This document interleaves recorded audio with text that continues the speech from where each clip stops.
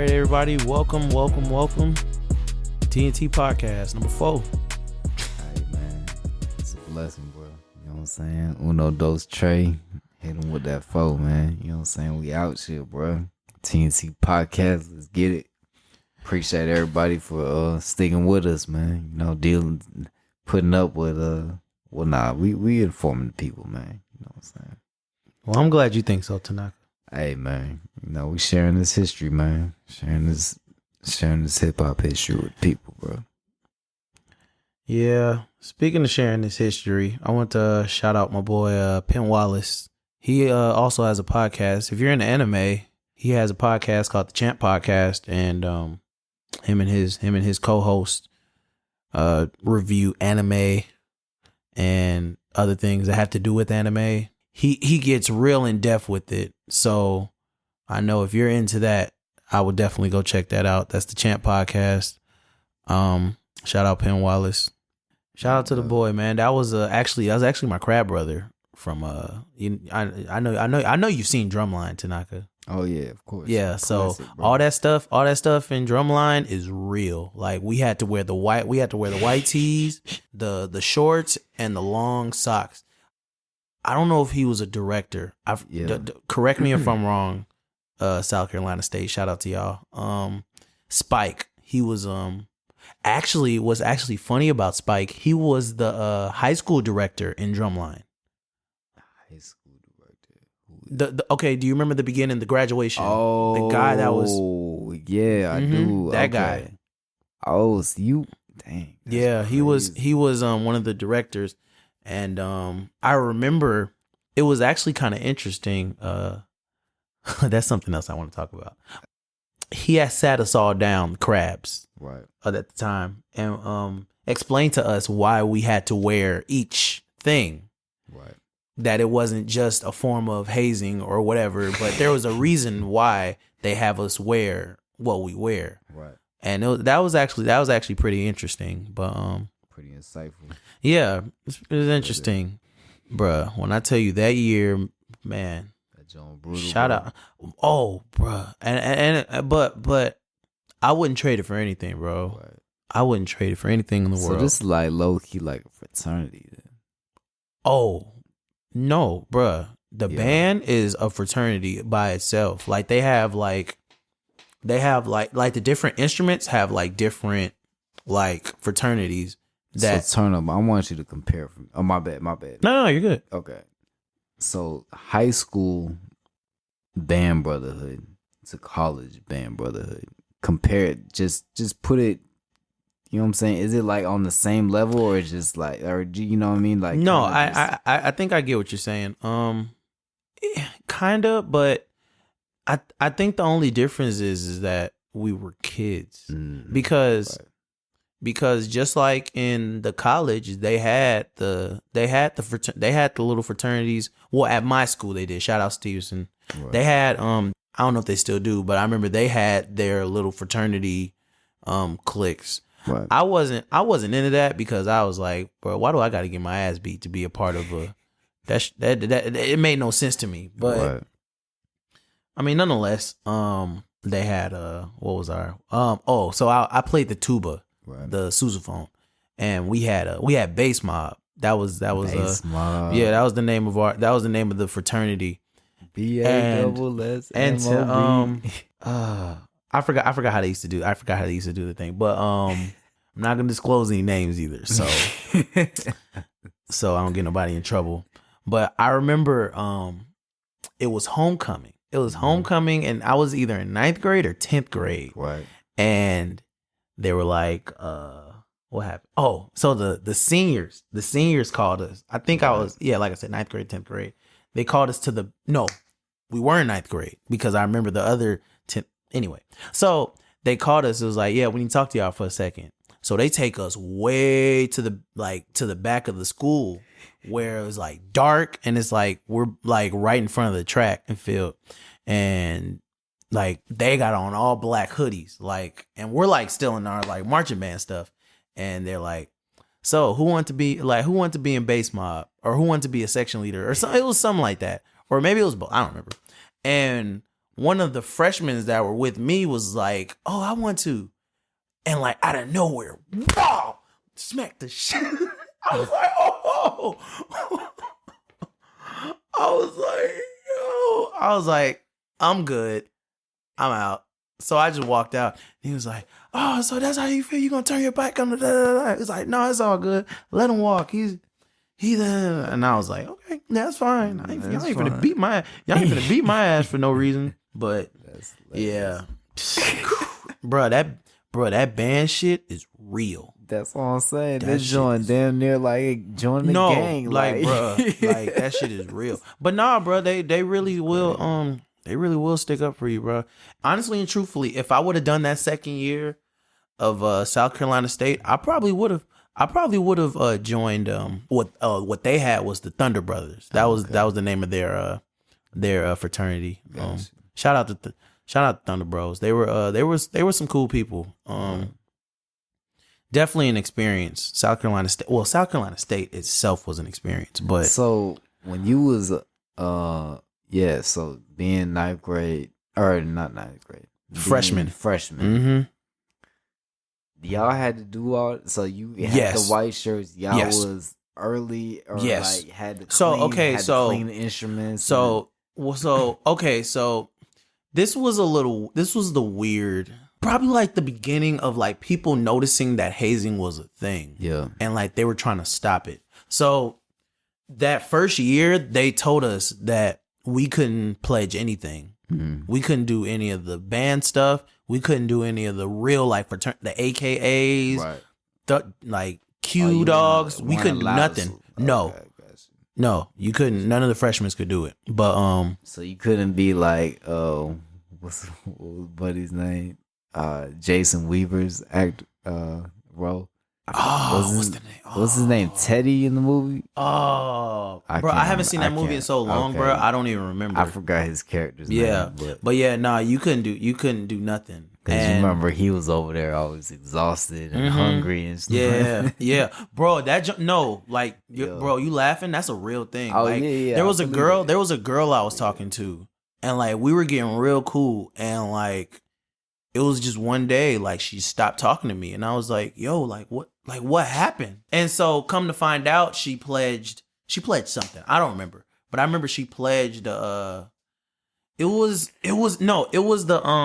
a group that was like a part of like where she was from, like because they have some of those too. So they have what they call the Divine Nine, which are like the AKAs, the Qs, the Alphas, Kappas, Sigmas. And then they have and they have the ones like under, like not under, but like they have like the Red Dogs or like there's like the Georgia, and then they have like Chuck Phi Chuck, which is like Charleston fraternity, and there's just a whole bunch of other stuff. So nah, that's funny you said that.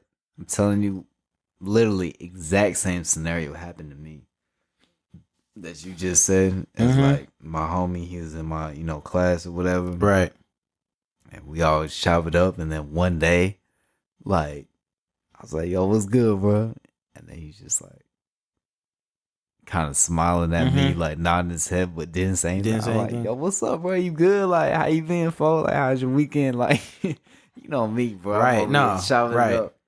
He's like, yeah. And then after, like, you know what I'm saying? I ain't gonna disclose no names. I don't want to get my partner in trouble. You feel me? But he's like, "Yo, bro, I ain't mean to curve you, dog. I'm pledging right now, though, bro. Like." And then, like, even my homegirl, like, had told me, she was like, "Yeah, yo, like, he's pledging right now. Like, he not allowed." I was like, "Yo, my bad." Like, I mean, but you would have never known. So, it's not your fault. Right. It's really not your fault. And then, and what's funny about Crab, and you know what's funny about Crab? That shit is an acronym. Oh, really? Yeah. Oh, I didn't know that. I think it's like current rookie obtaining band something. Band something. See, look at that term you putting people on. It's something. I ain't know that still for something. It's something. Bro. I hope I'm not getting people in trouble. Nah, bro. I hope I'm not getting folks in trouble. We ain't say no names now. Yeah. Oh no, just I don't know, bro. Like, but yeah. So I'm not. Yeah. So I'm just gonna say this. Like, That was definitely a fun time. Shout out to my boy Penn Wallace. Yeah. We lived in Maze 2. Maze 2, that was the dorm, which was actually funny. Like, before I moved in, I was like almost sure I was gonna have a roommate and all that stuff. Yeah. But bruh, like when I tell you the room was from here to here and like from there to this TV. What? That was the room. And it was one bed. I was like, bro, we're supposed to have a roommate? Come to find out we weren't gonna have a roommate. But I lived on this side and he literally lived on that side. We were on the same we were on the sixth floor. We got cool. He played the percussion. I don't know if he still plays the drums, but yeah. Pretty dope dude, man. But yeah, where are we going with this? You was giving a shout out to your boy because he had a podcast. You know oh yeah, man! So shout out, shout out. You know what I'm saying? Since we're doing little shout outs or whatever, shout out to my homegirl Nala Simone. She doing her thing out here. You heard me? She got new TV show popping with Big Tigger, and then she also got the podcast with Miles Jones called The What. You know what I'm saying? They be discussing hip hop topics as well. So shout out to her. She doing her thing. Then yeah, man. That's what it is right there. Yeah. Well, while we shouting out everybody else, how about we shout each other out? How you feeling, Tanaka? Shout out to you. How you doing, man? I'm doing all right, man. You know what I'm saying? I feel like I'm getting better, you know what I'm saying, with the DJing joint, you know. Skating rink wise, you know what I mean? And yeah, just trying to always improve reading the crowd and giving them what they need, you know what I'm saying? So facts. But nah, it's been good, man. I feel like I've been able to, you know, stack up a little something and just try and be, you know, obviously happy to be doing this podcast with you, bro. You know what I mean? Just a little hella people happy, you know what I'm saying? They done hit me up, you know, just yeah, bro. The streets been ready for you to get a podcast, bro. Yeah, spill all this knowledge for real, man. So, but yeah, likewise, Turn Up, man. How you been holding up? You know, my boy got the new. Minor setback for a major comeback, I guess. Yeah. I guess that's what you want to call it. But man, just maintaining, trying to keep from going crazy. Just got done with Bonfire, and then just got done with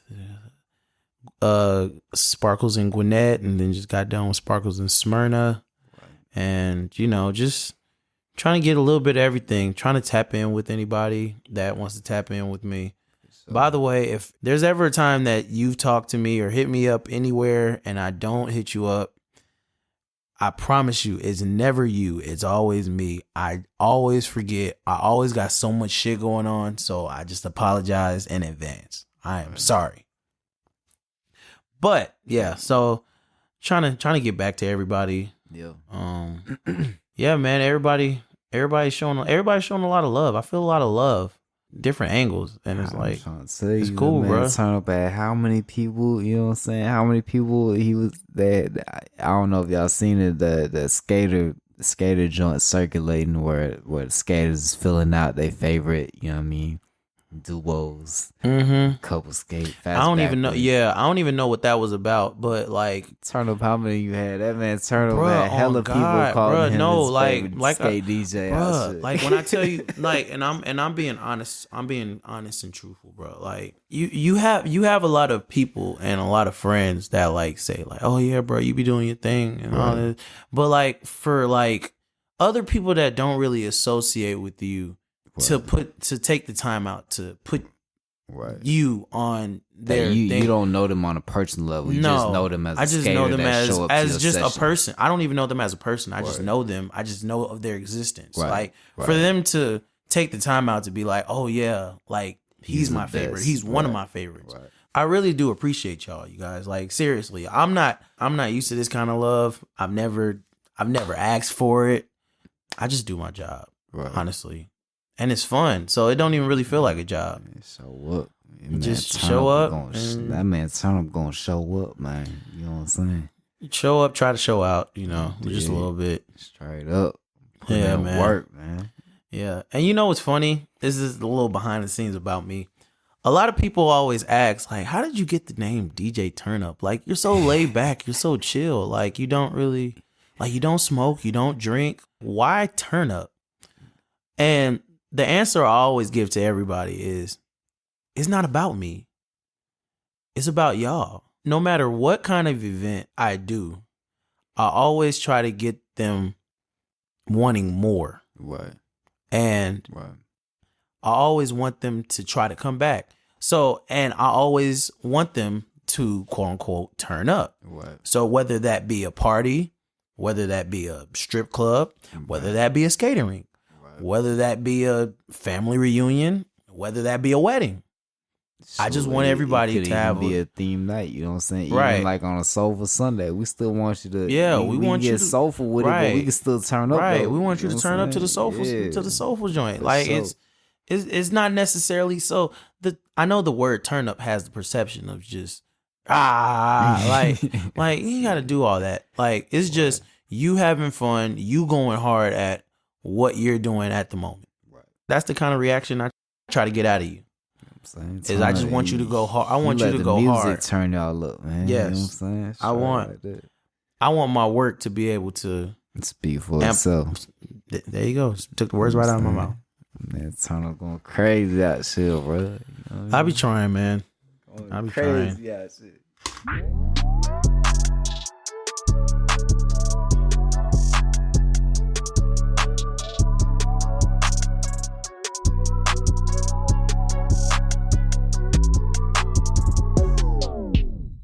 All right, so question of the day. You got a question of the day? Yeah, my question of the day. I hope I didn't cover it. We'll see though. But my question of the day is, do you think people want albums still, or do you think they just want surefire singles? Yeah, no, I don't think we've covered this. Okay. So right. I think we're good. That's a good question. That's a good question. I don't know. I never would have thought of that. Because I know for me personally, I still appreciate albums. Oh, I love albums. I mean, okay. Are we speaking personally? No. I'm saying me personally, I appreciate albums, but I'm talking about like, you know what I'm saying, people, wide range of people. Yeah. Do you think they still care about albums, or do you think they'd rather just have a handful of 5 singles? I think there's still room for it. Okay. It can go either way. For example, OT Genesis. Like, right. I don't think he's technically super relevant. Like when you think of OT, like you don't. It's like whatever. But like, I don't think, as far as I know, I don't think he's ever put out an album. Yeah, I only heard a mixtape from him. I never heard no album. Yeah, so like, and like a lot of his singles do something. Right. So. Right. Nah, that's a fact. I mean, another person that come to mind is Sweetie. You know, I feel like Sweetie hasn't really had. Wait, that last joint that came out, that wasn't her album? I don't know, bro, because it had so many other artists. It was like a compilation. Oh, it was a compilation. Type of I didn't know that. No, I didn't know that. You know, but I feel like it was like her presenting. You know what I'm saying? Like, you know how they be having like. Oh, was it? So it's like, was it like that 1017 joint that Gucci came out with? Yeah, but see, I don't know if all those artists are signed to her or like what, or if they were just like they're just collaborations homies type shit. Yeah, like I don't know what the deal was. You know what I mean? But so it's like her on like DJ Khaled, like. I guess I don't know, because I don't know if she has a label. I mean, maybe she does. Does she have a label? Bro, you asking the wrong person. Bro. Yeah, I have no idea. I don't know, because I know that joint said like it was So Icy Summer, right, or something like that. But no, I'm tweaking. So Icy. I'm talking about Gucci, guys. Nah, cause she has something called Icy something, so I wouldn't be too surprised. It was Pretty Summer Playlist Season 1. And no, well, you were right. She has a label called Icy. Okay, all right. Yeah, I wasn't sure. I don't know if anything. I don't know if like anything is like up under that or anything. But right. Yeah, no, I don't see anything. But yeah, that's something I wonder. You know what I mean? Well, let me also ask. Let me ask this follow up. Do you think? So you notice how these albums be dropping, right? And they be like 20 songs long. or 20 plus songs long. Do you think that that's affecting like whether or not people want to hear albums anymore or not? No, if anything, I feel like that would make them like that would make albums like have to like have that many like have the many tracks. Like that joint is just be hella tracks. Yeah. Cause I know that the reason why, people is doing the whole 20 plus tracks, is cause, to hear every song is like more streams and stuff as opposed to like if you have a 10-song album. Oh, is that really? So the finesse of the whole thing is that listening to 20 songs is going to give you more streams, obviously, than listening to 10 songs. You know what I'm saying? No, that makes sense. Yeah, and so that's why they probably, you could tell that there's some filler records on these projects. You know what I mean? Right. And so I don't know. That's why that, remember when Chris Brown had that 45 song album? The Heartbreak song? Yeah. Heartbreak on a Full Moon. So yeah, I don't know, bro. That just, I couldn't do it, bro. Even for artists like Chris Brown, bro, 45 songs, my boy. That's like a road trip, bro. And my whole thing is that do you want to listen to Chris Brown for that long, bro? You know what I'm saying? I don't think so. That's what I'm saying, bro. Like, I'm not gonna cap. Even for me listening to Culture 2 at like 24 records, that was hard for me. You know what I'm saying? I don't know about y'all, you know what I mean? But I don't know. 24 songs was still, I had to break that up, you know what I mean, to listen to that project, so. But yeah, no, I don't know. Yeah, I know. I think there's still room for albums. Yeah. Do you think there's like it's kind of weighing into where people only want to hear singles? Yeah, I mean, I don't know, man. It's just because I know there's so much music dropping every day. You know what I mean? To the point that it's like, do people even have the attention span and time to invest in the album as opposed to, just a single that they drop, you know? So I don't know. That's just something I wonder about, and especially with the power of playlists nowadays, the power of like these radio where they have this thing where like if you listen to a certain artist, they'll have like Travis Scott radio or whatever, and they'll play like not only him but records kind of related to his sounding music basically. Right. And obviously that's like all single or singles and stuff like that. It's not really, you're not really listening to a whole album and stuff. So yeah, I don't know. It just be making me wonder, if the album will ever go obsolete. But I would like to think that it wouldn't. You know what I mean? So. But yeah, y'all go ahead and chime in on the conversation. We'll probably just put it on the story or post it. Yeah. And y'all go ahead and check that out. Definitely. Give him the question one more time. Oh, just wondering, man, do you think that, do y'all still care for albums, or would you rather hear, just singles from artists? Question of the day.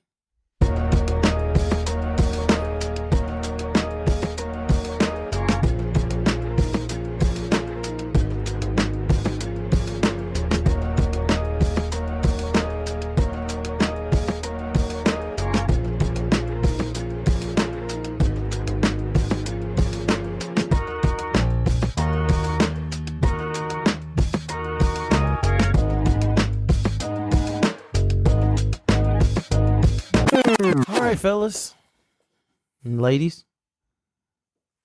and fellas, we're gonna get to our favorite time of the podcast. Guess the bars. Guess the bars. So who's gonna start off? You gonna start off this time? Oh, we're gonna have you. Wait, did I set it off? Well, I seen it in my phone. Alert went off in my phone. So I'm assuming you sent it. I don't know. I'm saying that I said it off last time, or did you say it I'm off? not gonna lie. Don't get me lying. Wait, are we like actually having to keep up with who goes first and second? Because I'm not gonna lie. Oh, it don't matter, bro. I'll go first. Well, while he's figuring that out, I'll go first. oh, you'll go first.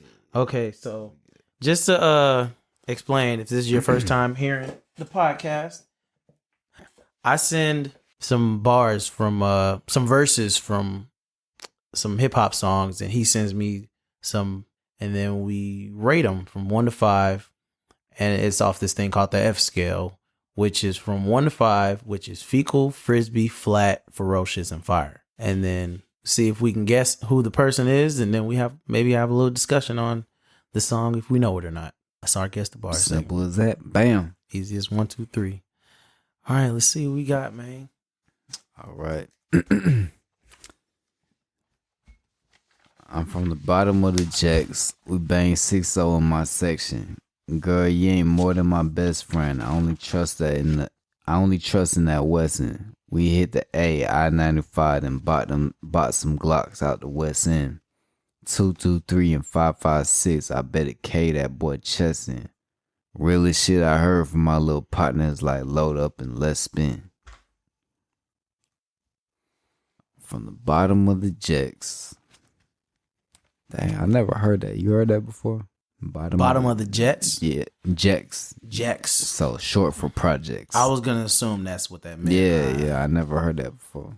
I've never heard someone abbreviate it. Yeah, abbreviate it like that. I don't know. That shit kind of hard though. Yeah, it is kind of hard. From the bottom of the jets, we bang 6-0 in my section. Girl, you ain't more than my best friend. I only trust in that Westin. We hit the I-95 and bought some Glocks out the West End. 223 and 556. 556. I bet it K that boy chessin'. Sheesh. Don't sound like some battle rap bars, bro.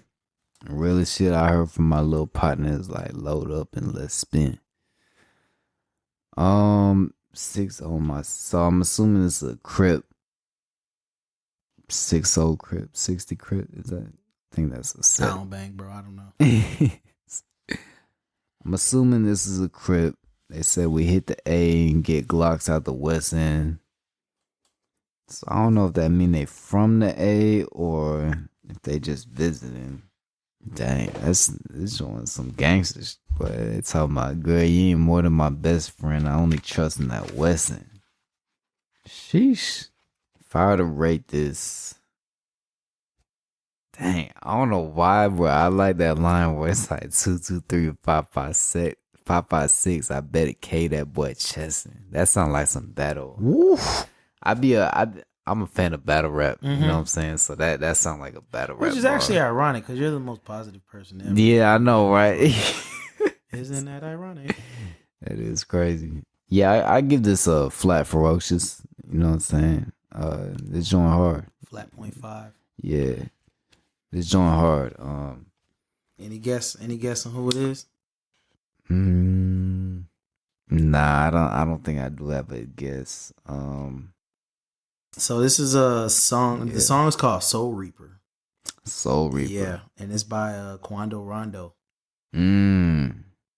He's from the A? Yeah, I think he is from the A. I believe so. Yeah, okay. My question is, maybe he's not a the Crip. A. That was gonna be my question. Yeah, I'm not familiar. I don't know too much about Quando Rondo. Me neither. And I definitely haven't heard any of his records. I think the only Quando Rondo record, it's not even his. It's that feature he had with Kevin Gates and Youngboy. Oh, only song I know about him is a song called "Keep On Going." Okay, yeah, and then that other song, but I didn't really listen to it. Y'all could see Turner's facial expression. Yeah. Yeesh. But all right, Quando Rondo. All right, let's see what we got. Shooting niggas that I hate in they face while they eating. I'm on the job robbing oh Lord have mercy. Let's start from the top. Shooting niggas that I hate in they face while they eating. I'm on the job robbing every so-called Don. Give me the money to my mom's and tell her that I'm gone. I would school my little brother that niggas mean him harm. He shall learn to tell the future without reading palms. When they come in with the bullets, you prepare with the bombs. So fuck being violent, get stocks and bonds. Okay, it's the first part that fucked me up. Like Yeah. it just I feel like that was supposed to be on a different verse. I feel like if I would have started with the I'm the job and say I feel like it would have been straight. I'm the job. Yeah. Mom's time gone. I would please run. Reading the palm. It sounds like some New York joint. Low key. What? Yeah, I guess what about it makes it sound New York? I don't know. Don. For the, Don. yeah, like, I don't think the South really used Don like yeah. that. Yeah, I can see that. And I don't think the West Coast does either. I don't think they do. They could. It could. Yeah, I'd say maybe the West Coast. I couldn't see the South saying. Yeah, I couldn't hear the South say anything like that. Yeah, that makes sense. So I'm assuming that's who he's telling. He's telling his little brother to get some stocks and bonds. So he ends off positive. Yeah.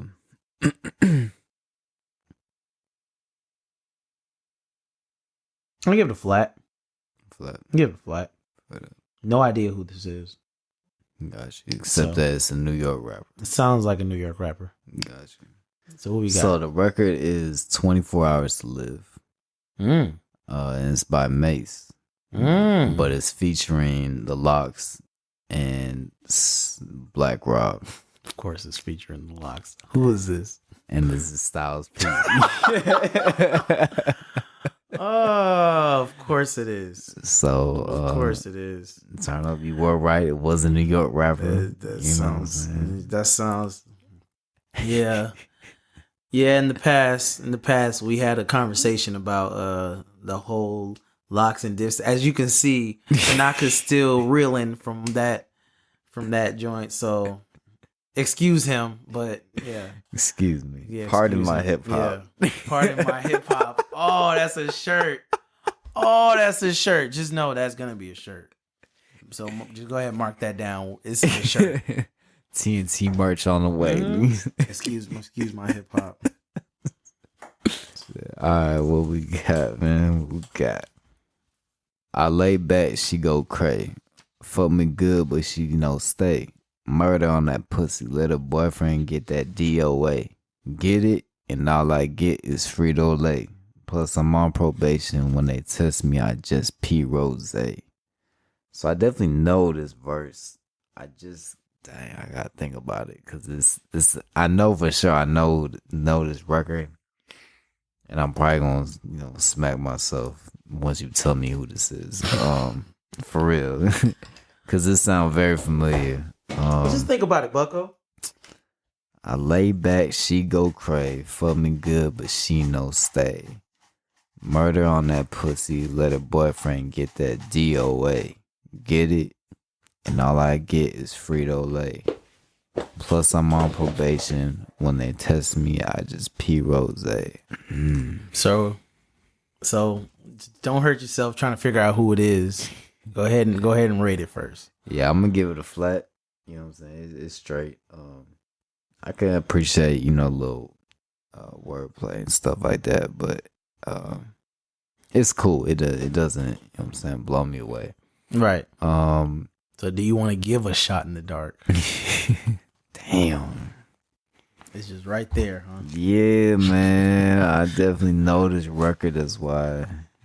Yeah, I don't know. Yeah, I mean, if I'm shooting so dark, man, tip of your tongue is just not coming, huh? Yeah, it's not coming, bro. I'm gonna say 2 Chainz. 2 Chainz. Well, no, not 2 Chainz. But it's a lot of bad bitches in the building. Amen. Meek Millie. Yep. I lay back, she go crazy. Fuck me good, she no stay. Murder on that pussy, girl, that boyfriend, get that DOA. Get it? And all I get is Frito Lay. Put some on Oh, Prosation. man. I just peeped Rose last Yeah. night. I went hard. Peeps Rock Patron and all. Amen. Yep. So when was the first time you heard that song? Amen. Oh, my bad. I'm assuming you didn't hear that too. No. Okay. Yeah, that's why he kept moving. You heard me? Yeah, no, definitely. Yeah. First time I heard Amen was when was it? That probably when they dropped it. Was it? It was on a mixtape or no? I think so. I think it was on Okay. Dream Chasers. Okay. I think it was on Dream Chasers, and then they put it on. Then put on the album. Dreams and Nightmares. Right. Okay. Yes, I definitely heard that mixtape. That was Dream Chasers 1. That's Dream Chasers 2. Definitely Dream Chasers 2. Right? Yeah, I want to say that was Dream Chasers. Maybe. Yeah. Okay. So yeah, Dream Chasers 2. Definitely heard that record. And yeah, I thought it was a cool joint. You know what I'm saying? Yeah, man. They had Jeremiah on the hook and all that. You know what I'm saying? I just found it odd that he wasn't in the video. Oh, I didn't see the video. You ever seen the video? Yeah, I never gotta seen let the you see the video. video. It's just weird that he's not in the video. Yeah, it's weird because in college I didn't really have a TV, and then like I just never used to seek out music videos like that. That's when I was seeking out all of them. Yeah, for some reason I was always like just listening to the project and stuff like that. So yeah, which is weird because they had Travis Porter in the video, but they didn't have Jeremiah in the video. No, really? Oh, yeah, did you know that was Travis Porter on the ad-libs? Oh, I did. Church, oh, I definitely preach, didn't know that. Preach. That's no. Well, it's Quez. Okay, it's Quez. Yeah. Regardless, I didn't know that. Yeah, they're in the video though. Mm-hmm. Oh dang, yeah, I didn't know that, bro. Well, hey, look at that nugget of information. Got Patron on deck. Yeah. Mm-hmm. But all right, let's see. Let's see what we got. You heard right, motherfucker. My grandma daughter ain't raised no sucker. Heart full of pride and a head full of anger. Attitude of a winner, infrared for the danger. Even the paranoia of a female changer. Waking up every morning, laying next to a stranger. I'm on the move smooth with one eye out for the snakes. Oh, I fucking know this. Who can't stand hearing your name all throughout the states? Motherfucking grandma. I'm trying to get the cadence. Grandma ain't raised no sucker. Grandma died. Is it grandma died ain't raised no sucker? Is that no? It's like right there. I know this song. I'll give it a flat ferocious for the intensity. I hear that. For the intensity of the song. And I'm not gonna guess because I know this, but like it's gonna piss me off that like I'm just gonna sit here forever. Do we got a coast set on? No. Wait. Hold on. Yeah, bro, I'm lost. Okay. Go ahead and give it to me. Tell me how stupid I am. So the record is a joint called Warrior by Lloyd Banks. Is it really? Yeah. Oh, so I don't feel too bad. I don't know this song. Oh, you don't know that? No, I don't think I know that song. You don't remember? It was like one of them snippet videos at the end of a. Really? Oh wait, was it off his first album? Yeah. Was it on I'm So Fly? I'm assuming it might have. I can't remember the video, but it was definitely a snippet. One of the snippets at the end of the video. Yeah. So. No, I don't remember this song, so I don't feel too bad. Dang, I don't feel too bad. But yeah, I give it flat ferocious for it. It sounds really intense. So. Yeah. Oh dang! I thought you would have known that record. I thought I was too. I thought I was gonna feel real crazy. See, I ride when I gotta grind, cause I gotta milk this game till it's sour. What I gotta do the back streets when it's hotter. Why I gotta do the back streets when it's hotter. Even though the boy smooth selling like Prada, the two yelling like holla. You heard me? Got the fools belling like Jackie Kersey. Oh, you feel like you know that one? Yes, man. But I can't. I'm not even close. It's not even. It's the see I ride when I gotta grind, cause I gotta milk this game till it's sour. Why I gotta do the back streets when it's hotter? Even though the boy smooth selling like Prada, two yelling like holla. You heard me? Got the fools belling like Jackie Cursey. Dang, man. I'm gonna give it a flat. He's bobbing his head. Yeah, I wish y'all could see. Over here trying to get the beat in my he's head. getting the beat in the head, right? Yeah. I got this beat in my head. All right, DJ. Yeah, I can't get it. Bro. Can't get it. I can't get it. What we got, bro? All right, so it's a song by Lil Wayne. It's a Lil Wayne song called but the song's called Ain't Worry About Shit. It's off the Like Father, Like Son. Mm-hmm. Yeah. And you remember that one. I do remember that. So when do you remember the first time you hearing that one? Probably when I first heard the album. You know what I'm saying? I was just vibing to the party. Is it just me or did that album overwhelm? Like I did not think that album was gonna do. Oh, absolutely. Went beyond expectation. Way beyond expectations. I was like Birdman and Lil Wayne. Yeah, and because I had heard Fast Money. You know you remember that joint? No, what is that? So that was Birdman's second project. It had negative. Is that the one? Is that the one with the bird? No. That was no. That was I think that was just called Birdman. Oh, because he was baby back then. Mm-hmm. Oh yeah. But no, it was the second one where he like sitting like at like a boss's desk, you know, and it's black and red cover. But that one, it had Negative Woods and ding ding ding ding ding, Get Your Shine On. Yeah, that song always makes me laugh. Oh, really? But yeah, so I was just like, you know, after hearing that, granted, I did enjoy that project because I felt like the beats were good, you know, but obviously the bars. You know what I mean? So I was like Father, Like Son, baby Birdman. Is this, you know what I mean? Birdman Wayne, is this gonna be, and bruh. Overwhelmed. Wayne, and this is when we talk about how Wayne was, you know. This is peak Wayne.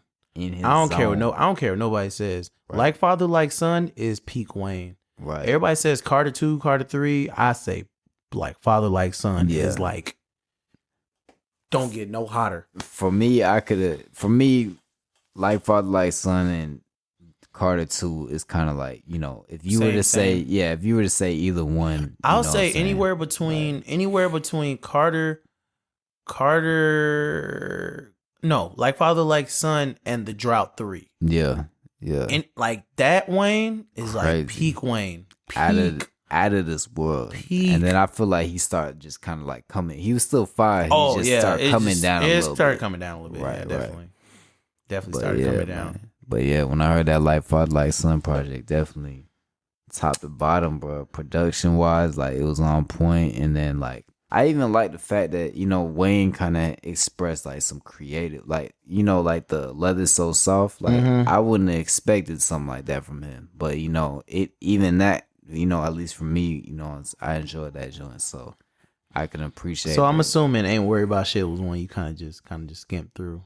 Yeah. I mean, you know, it wasn't, I wouldn't say, it was one project that I skimmed through, you know what I'm saying? But I enjoyed the whole project. Yeah. You know, it wasn't, to me, there wasn't too many records that I was like skippers. You know what I mean? Like I was still able to vibe to a lot of that project. So, all right. Let's see what the hell we got. I said, Daddy, one day I'm going to get you right with 36 zips, 1,000 grams of cocaine, then your name will be rich. Now you can rock it up or sell it soft as leather interior. Drop some ice cubes in it, Debo on perimeter. He said, son, how come you think you be my connect? I said, Pops, your ass is washed up, with all due respect. He said, well, nigga, then show me how it all makes sense. Go figure, motherfucker. Every verse is a brick. Your son is dope, nigga. Now reap what you sow, nigga. Please reap what you sow. Oh, you gave me that lips. Okay. I was born in 87. My granddaddy is a legend. Now the same shit that y'all was smoking is my profession. So this definitely, okay, so I was gonna say this was Pimp C, But this is definitely not Pimp C because he definitely was not born in 87. I hope this better not be Bow Wow because Bow Wow was born in 87. I'm talking about bricks and shit. This better not be fucking Bow Wow. He said this better not be Bow Wow ass talking about some bricks. Yeah, like, bruh, this better not be fucking Bow Wow, bruh. I'm just saying. I like that he was telling a story with it, so he gets points for that. I don't have any guess on who this is. I'm just hoping it's not Bow Wow. I'll give it a flat ferocious. Okay. 3.5. 3.5. 3.5 on the Richter scale. So what we got? So this is a record called Nostalgia. Nostalgia? Yeah, Nostalgia. Oh, Nostalgia. Okay. Yeah. And it's Pusha T featuring Kendrick Lamar. And this is Kendrick's verse. Kendrick was born in 87. So yeah, it's Kendrick's verse. Oh, wow. Yeah, I don't think I've ever heard this song. Yeah. God damn, I ain't heard none of these damn songs. You all good. I ain't heard none of these songs, good, bro. I ain't a hip hop nerd, bro. What's going on, bro? Yeah, I don't know that song. I gotta play that for you then. Yeah, I'm not gonna cap. I thought you would have known that. Joint. Yeah, there's not a lot of Pusha T that I know, bro. Hey, it's all good. It's all good, bro. I'm gonna play that record for you though. See what you think. Fuck the whole block. Want me laying face down in a box. Goodwill Hunt in my wheelhouse. Fuck them locks. It's no shock. Smart as Spock is in my wheelhouse. You can't comprehend. It's why you cute as a mouse. Sheesh. So I'm gonna give this I give it a flat ferocious. You know, so I like the attitude with it. And a little, the little comparison and stuff is cool. I got no idea who this is though. This definitely sound like one of those can't comprehend is why you cute as a mouse. That's just hella funny to me.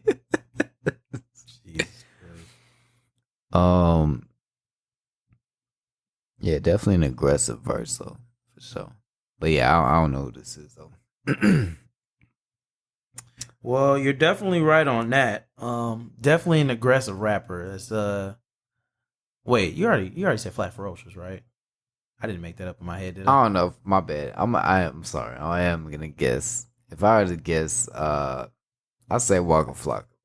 Bow, bow, bow, bow. I don't know. Well, you were right with the like aggressive. That. Yeah. But no, it's not Walker Flock. It's actually Boosie. Okay. The name of the song is My Soul. I don't know if you've ever heard that song. Yeah, but I don't believe I have. Yeah, so My Soul. If you ever want to check that out. I can dig it. Dig it. All right, let's Boosie see what we boo. got. All right, I ain't know nothing about no visa. I was in the park with the gang. Moms be feeling bad. I try to tell her she's not to blame. No social security, couldn't get a license, but I still didn't complain. I went and got it, and I ain't asked for no handout. Little nigga, we are not the same. You know what I'm on. First, the girlfriend did me wrong. I swear to God that every girl after that, I was going to do him wrong. Different bitch in my bed every night, but I still be feeling alone. Matter of fact, I'm finna be with one probably right after this song. I know this one, but it's not coming. Trying to tell her she's not to blame. No social security. I'll give this a ferocious. I'll give it a ferocious. I'll give it a ferocious. I'm not even gonna try to guess because it's either I know it or I don't, and I know it, but I don't know it. So yeah, I give it a ferocious for the shit talking. I feel that. I feel like the different bitch in my bed every night still be. Matter of fact, I'm finna be one probably after this song. I just like how you finished the finish. Yeah. See, sometimes it's not how you start; it's how you finish. And I like the finish. Bro. Yeah, the finish is pretty solid. But so this is 21 Savage. My dog. Okay. Yeah. So yeah, I would have never got this. But my dog, I do remember. My dog. Is that the niggas be talking about the UK shit? Is that song? Yeah, I believe so. Yeah. Okay. So yeah. I remember hearing snippets of this song before Savage Mode 2 came out. Oh, word. Yeah, Okay. because they kept showing that part. The niggas when we talking about the UK shit, like I won't spray. Yeah, but I think I just briefly heard it when I just was going through Savage Mode 2. Yeah. And no, this song is definitely one of the top songs on that album or project or whatever it is. Hard, bro. Yeah, no, it is. This song, I don't know if you ever heard 100 Shots by Young Dolph, but it gives me that vibe.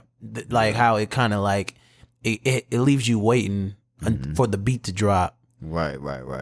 And anticipation type. Yeah, I feel that. Yeah, it gives me 100 Shot vibes. But yeah, I give it Ferocious. Yeah. All right, so this is the last one for you. This is the last one for you. Yep, this is the last one for me. All right, cool. Yeah, who am I? The do or die. The one with the fewest lies and the truest ties. They try to compare us, but like a job straight out of high school, there's no you and I. I taught you everything you know. Now you got student pride. Yeah, I like this. I'm gonna give it a Ferocious flat. It's like a 4-ish, or it's like a 3.9. Yeah, like 3.8. 3.8. You know what I'm saying? That end. 0.8. The one with the fewest lies and the truest ties. It's just smooth. I like the cadence of the joint. Taught you everything you know. Now you got student pride. I like that. I'm not sure who this is though. I thought they said do or die, and I was thinking Bedside, but I don't think. I think they just saying do or die. It's do or die. Well, it's the one and only Drizzy Drake Rogers, and it's from Diplomatic Community. Okay, that was off the EP. That was off the 2-track EP. Right. Yeah, I think I just heard it when the EP dropped. Right, because God's Plan was the one that everybody flooded to. Right. But I definitely think I like Diplomatic Community though. I'm not the biggest Drake head out there, but I think Diplomatic Community is definitely one of those records though that I F with for sure. So yeah, that joint's solid, man. All right, man. Well, that puts a. Oh wait, no, I got one more. Yeah, My bad. You got one more. My bad. Okay, let's see. Business got good, but we got bad. Money got happy, but we got sad. But in the midst, we had a daughter. I think it's even. My bad, man. Typo. It's like Everin. I'll start from the top. Business got good, but we got bad. Money got happy, but we got sad. Even though we floating clear like ocean water, came home 2 bags of Fendi. It was gone that started to offend me. Child support hit that really offend me. Puffy was right. It's all about the Benjis. Bitter now cause the love's still in me. Ooh, that's deep, bro. Well, I know once I can see like the picture in my head of what they're talking about, like a low key music video, I feel like that's when you got me. So I'm gonna give this a Ferocious because I just like that I'm able to just maneuver. Mm-hmm. Yeah, paint a picture for you. Yeah, for sure. I don't know who this is. I thought I did, but yeah, I was like, I don't think I know who this is. So you can go ahead and give me. So the record is called You and Me. And it's by a rapper named Jaquan. Yeah, so it's Jaquan featuring a singer named Sadia, I believe. Sadia. It's funny. Yeah. They always have the low budget. Yeah, this is one of those moments, it's just like you'll never hear from her ever again. Facts.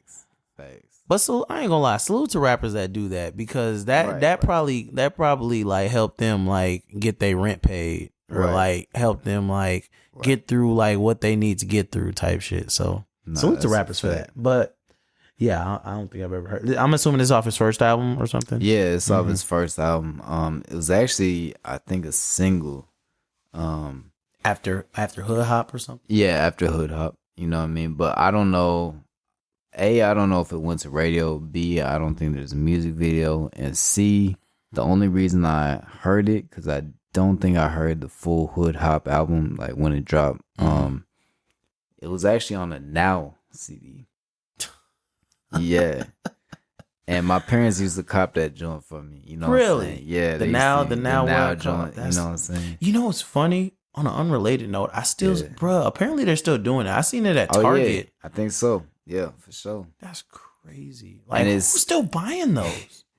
It's crazy because Now CDs, they were supposed to be like the top, the top joints. And so I was like, how is this Jaquan record like on here? And I looked at the record label, and I think Capitol Records, is the one that puts out these Now CDs. And I think Jaquan was signed with Capitol. And I feel like that's how he got the placement on the joint. You know what I'm saying? So anyway, just me putting two and two together to see how he even got that place on there. You know what I mean? Because whenever we talk about Jaquan, it's always Tipsy. And maybe if they even know a little bit more about Jaquan's Hood Hop, second record. But I don't even fuck with nobody says Hood Hop was my shit. Ooh, I loved Hood Hop. I loved Hood Hop, bro. Yeah. Once again, that's another time because bro, Hood Hop was my shit. That beat just mean, bro. But yeah, man, appreciate y'all for listening to Guess the Bars. That'll put a little bow on Guess the Bars, and we're gonna move on to our next segment, which is the Hall of Fame. Hall of Fame.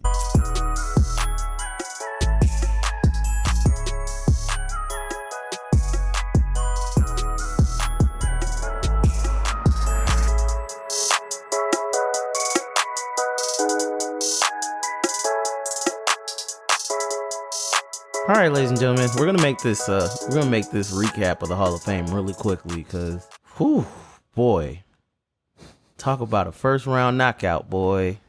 Shut up, boy. Almost, damn.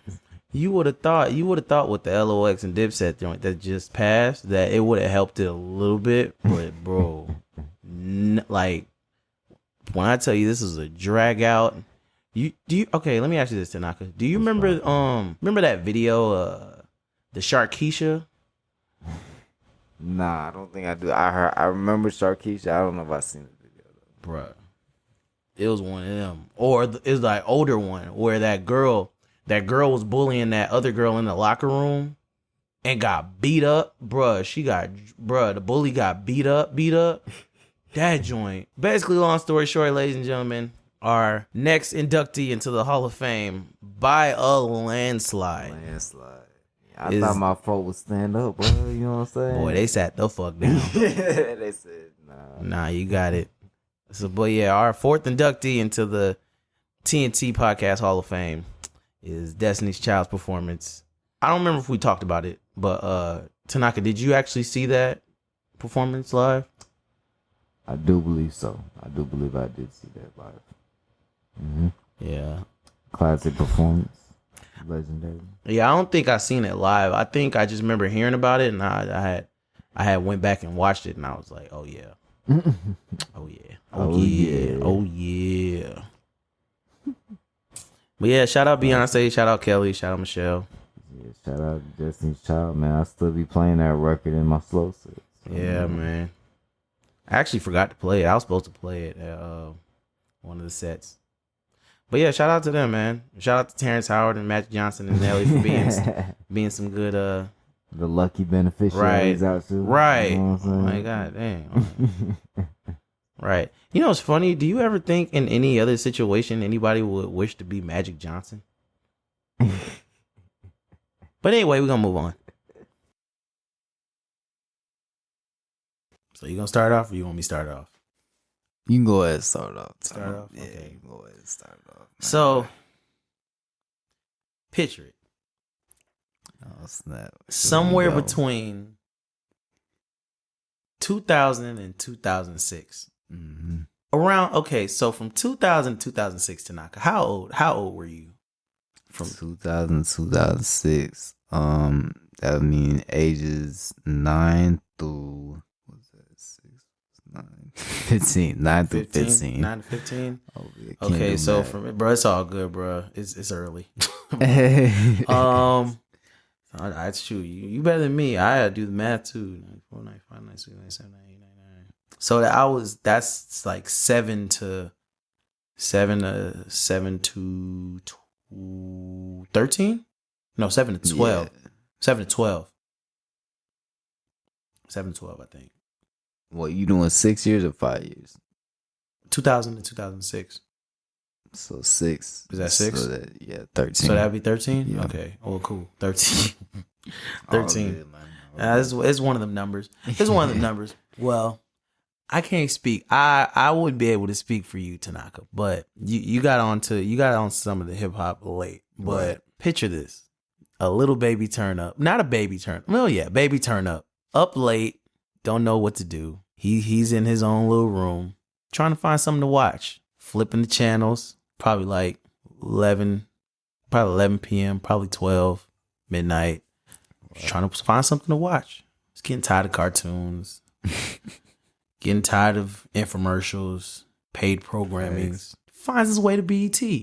What could he be watching? What time was this again? It's probably like 11 p.m., 12. Man. I already know what time it is. You already know. It said foolish. Man, Oh, foolish, bruh. man. What's up, bro? You saw then- Nelly out there, man. What's down, bro? We saw a little bit of Nelly, maybe a little bit of Luda. Had these independent rappers.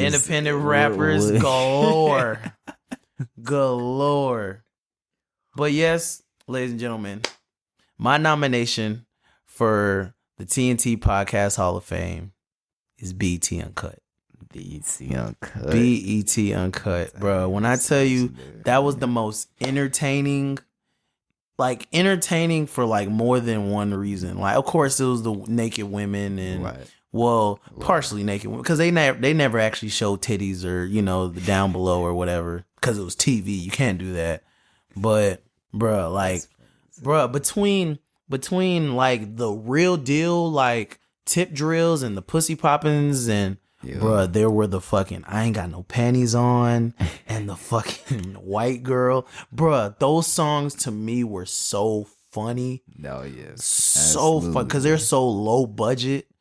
But they had the naked women in there and like I feel like every kid my age has a story about them sneaking watching BET Uncut at that time around that time. Which is funny. But correct me if I'm wrong, but there was only one other video that was on there for other reasons. But 50 Cent Mini Man was on BET Uncut as well. Word. But it was on there because it was just such a gory it was a very violent music video. Right. So did you now this is just right. No, so I'm gonna keep it G. I've never actually seen BET Uncut. See, and that's why I kind of like veered off and put it on me because I was like, okay, maybe he may have not have been a part of BET Uncut. But part of that was because so I used to watch BET when I got back to the crib, you know what I'm saying? Like after school, you know. So I watched all the shows like between like basically around dinner time. Right. We'll just say that. But after that, I was on my computer, you know what I'm saying? So like that's how I found out about uncut videos. Cause I was like, what? They got different versions of music videos. I had somehow just came across it like in the blogs, like they would be talking about it. And I was like, what? Where do they be even showing this? Like, you know what I'm saying?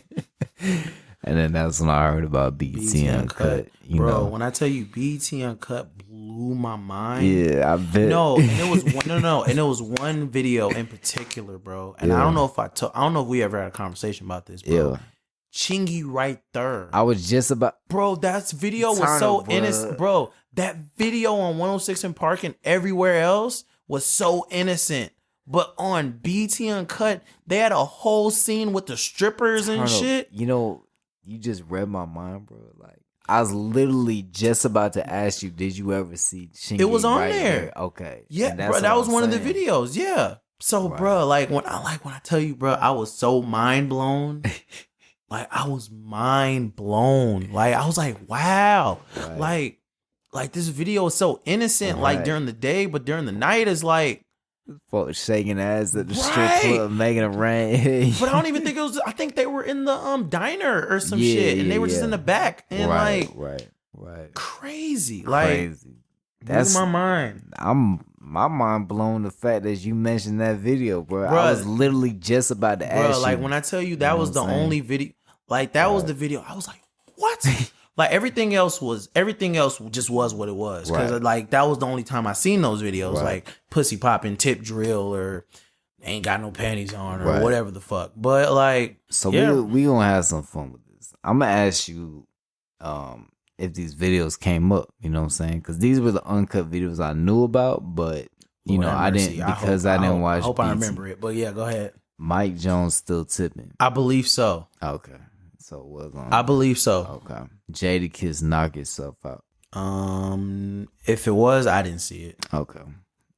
And was Trillville some cut on there? I want to say yes. Say yes. I want to say yes. Trillville uncut. Some cut was on there. Got you. All right, that's my three. Those are three. Okay. You know what I'm saying? Yeah, but bruh, yes.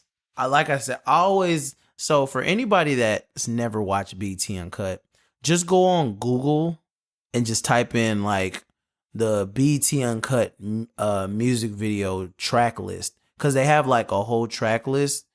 Well, they used to have it on Wikipedia, but I'm pretty sure they got it on some other website if you do some research. The two ones that I recommend for sure is White Girl. I don't know the name. I forget the name of the dude. White Girl. As a matter of fact, let me see if I can find it. Cause bro, when I tell you those two songs were like the two most like amusing songs to me. Because it's funny. I think White Girl was he was sampling that old song White Lines. Do you remember that song? Oh yeah. Yeah, like he was sampling that song. Okay, the song is called White Girls by the Mighty Casey. I would highly recommend that you listen to that song. Is so, and you got to watch the video with it too. The Mighty Casey. The Mighty Just Casey. shout out to that name. Yeah, The shout Mighty out the Mighty Casey, bro. Shout out the Mighty Casey, bro. I forgot about Disco Inferno was on there too. Oh yeah. And you know what's funny? I always wondered, because that was around the time where Disco Inferno was popping. Right. I always wondered, I was like, why they never came out with a video for this song?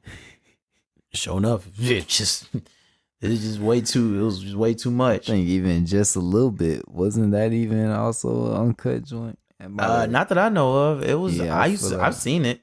Yeah, I feel like they had another version. So Oh, they probably did. Yeah, so yeah, They 50 probably definitely. did, but I only knew about Disco Inferno. Disco Inferno was crazy. Well, because that was literally in the strip club. Like it was literally just in the strip club. Right. Oh yeah, and oh my god.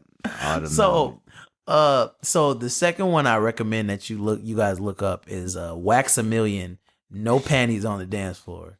I'm gonna let you hear it when we're done with this episode. But bruh, these videos are so raunchy and terrible and just low budget, and they're amazing. You should just guys should like check it out. camcorder type shit. Oh, bruh, like green screens. Oh my god, just amazing. Like that's BT Uncut is, and there's a thing about BT Uncut. BT Uncut is just like like how I feel about the Jeezy flow. It's just a time that we'll never get back. Right. Ever. Right. Like BT Uncut was like a moment that you just had to be there for. Facts. Like I remember when they were talking about bringing it back, and I was like, would it really work though? Yeah. Because like everything is just on the internet now. Right. Like you can, if you want to watch titties, like you can just look up titties on the, like exactly. Yeah. Yeah, but yeah, man, to really back in BT Uncut. That's my nomination for the TNT Podcast Hall of Fame. That joint's solid, definitely solid. I guess I'm gonna have to counter, man. You know what I'm saying, with another classic. They said 3 judges. And, American Idol. They would vote on who went the hardest. So salute to my Asian brethren, Jin, who was a star. His shining moment in hip hop. Wait, making the band? Is it making You the know what I'm band? saying? So we're gonna do this 106 in Park Freestyle Friday. Oh wow. Which is You actually know what I'm funny. saying? Apparently some one of the joints like grown popularity. Apparently there was a Yeah. Freestyle Friday where they really started like got Oh, the scrapping. hooking. Yeah. Got the hooking. I must have missed that episode. That joint was crazy. Boy. I hadn't seen that either, man. But I just seen the clip. But yeah, that joint definitely crazy. But yeah, I remember who they had. They had that blind. Do you remember the blind? That's blind the one Fury? everybody thinks about. I think his name is Blind Blind Fury. Yeah. Mhm. Blind Fury, man. So, but yeah, so Freestyle Friday, man. That was just classic. Yeah, it's just funny how I don't know the whole vibe of that with the crowd getting into it. Mhm. The guest rappers and stuff Right. that would you be couldn't curse. right. Like It was what 30 seconds that they I had think to so. rap. Yeah. And what's funny was you could always tell who wrote they junk in the first round. Oh, bruh. Like you could always tell because that second Facts. round would be murder. Yeah. Murder. Definitely. But I never understood. I'm like, bro, you know there's a second round. Why Right. why do you stop at the first? Why you coming in with one clip? Yeah, when why you do you need only the come whole in- thing? Yeah, man? like- What's up, bro? Like you come with a gun in the first round and a knife in the second. Like what is wrong with you, bro? Facts, man. Yeah, that But joint, yeah, shout out to Bones Bagante. That's another person I Bones remember from our Bagante. Freestyle Friday cuz he actually I think he won like their tournament or something. Word. And then he ended up doing the BT Cypher that year Okay. for the Hip Hop Awards. Oh, that's dope. So That's dope. I forgot who else was in there with him, but yeah, Yeah, shout out Bones Bagante. I actually wonder what he's doing now. Word. That make you wonder. Yeah, Mhm. man. So, yeah, man. 106 Park Freestyle Friday. Definitely a classic. Okay, so let me ask you this, and this is What's the word, bro? What's the word? I'm gonna let you sit on this for a second. AJ and Free or Terrence and Roxy? Oh, I don't even have to think about it. Nah, no cap, bro. Much respect to both parties. You feel me? But I know it hands down. You heard me? It's AJ and Free. AJ bro. and Free. You know what I'm saying? The OGs. You heard me? Like Terrence and Roxy, they did their thing. You dig? It's cool. You know what I'm saying? It's cool. But dog, come on, man. AJ and Free was. I'm finna make a lot of people mad right now. Oh, what's up? You rocking with Roxy? I'm rocking with Roxy. and Fine Terrence, as. bro. No. Not Even even bro, that. what? Free could definitely get this work way Oh, before yeah. Roxy. But here's the thing, though, right? And this is the only reason why I like Terrence and Roxy's era Yeah. better, bruh. I hate it on 106 in Park that they would only play like half of the video. Oh, yeah. That joint used to yeah. piss me feel it. off. Like that, feel like it. that shit used like, bro, I'd be like I tearing my feel you. hair out. I Like, feel why are you. y'all doing this? Right. But I remember during the Terrence and Roxy era, Yeah. they started playing a lot more of the videos. I don't know if it was Right. because people got tired of it Had or some it was just complaints or something. Yeah, Right, complaints. right. And they just eventually made it, and it just so happened Terrence and Roxy were there. Right. But right. that's the reason why I liked Terrence and Roxy's I era feel better. it. I respect it. Now I still was watching through both eras, Mhm. so after that it got, everything after that. it got a little Yeah, crazy. yeah, They was playing guess who was gonna be the host, bro? Right. Because there's a whole bunch of people. They should have just in there. left it with Bow Wow and call it a day, Right. Because he was supposed to be Right. Mr. 106 in Park and all that shit. Exactly. But yeah, man. salute But yeah, to- just to reel it back in, Yeah. Freestyle Friday. Question: was there anybody from Freestyle Friday that actually made like a living, like I don't know, like as a battle rapper or a successful rapper? I'm not after sure. that? The only person that come to mind is Jin. Like I said, and I don't, he had his album, and that was it? about, yeah, that was about it. You know what I mean? Yeah, I can't off top think of anybody else that that came from the Freestyle Friday staple or Right. stable. You know what I'm saying? Right. But Well, for anybody that remembers the Freestyle Friday, if you guys hit us up on the Instagram. Let us know if you know of anybody that's made it. Yeah, man. Freestyle Friday. Let us know, y'all, if you remember a favorite battle. You know what Right. I'm saying? And then also, for turn-ups, man, let us know what your favorite, BT Uncut video was, man. What's up? Bruh, everybody's gonna pick Tit Drill and Pussy Poppin'. Like I said, I go with White Girl or No Panties on the Dance Floor, bro. Them songs were so funny. By the way, when we're done, I'm just gonna run through this list and we're gonna watch these fucking videos, bro. Bro, BT Uncut videos are hilarious. But yeah, man, we're gonna like we do. Oh wait, my bad. Real quick. Jen, what was your impression like of Jen? Yeah, like I didn't know about Jen till NBA Ballers. Okay, not gonna lie to you. NBA, it was NBA Ballers 2 or Homecoming. I don't know. It was one of the ones where you walk around or some shit. Okay, that's when I found out about Jen. And he was on the soundtrack, or is he in the game? I think he's in the game. He's in the game, and he's on the soundtrack. Okay. Do you remember the record? But I do not. Okay. Yeah. You're curious. You know what I'm saying? Did you ever seen his video on like any? Okay. All right. Just curious. Yeah. No. I don't know. Yeah. He was kind of just there. It was just so funny, man. Seeing that first video, like, I don't know, man. It's just. Does he still make music? Do you even know his first single? None of his music. Okay. Like literally zero. Yeah, bro. His first single was this joint called "Learn Chinese." I want to say we had a off mic conversation. About this song. Okay. Anyway, it was just hella funny because it's like Wyclef is on the song and he's like ad-libbing. Yeah. But like, I don't know. Like why Wyclef? It was it was a weird record. Bro. Weird, yeah. And it's like I understand what they're trying to do, but it missed. Bro. It missed. Y'all gonna learn Chinese? Like, come on, bro. Like, you really gonna put my man's out there like that, dog? Yeah. So. But yeah, as we always do, we're gonna put it on our Instagram story. You guys go ahead and vote. What y'all think should be the next inductee of the Hall of Fame is? Yep. BT Uncut on 106 in Parks Freestyle Friday.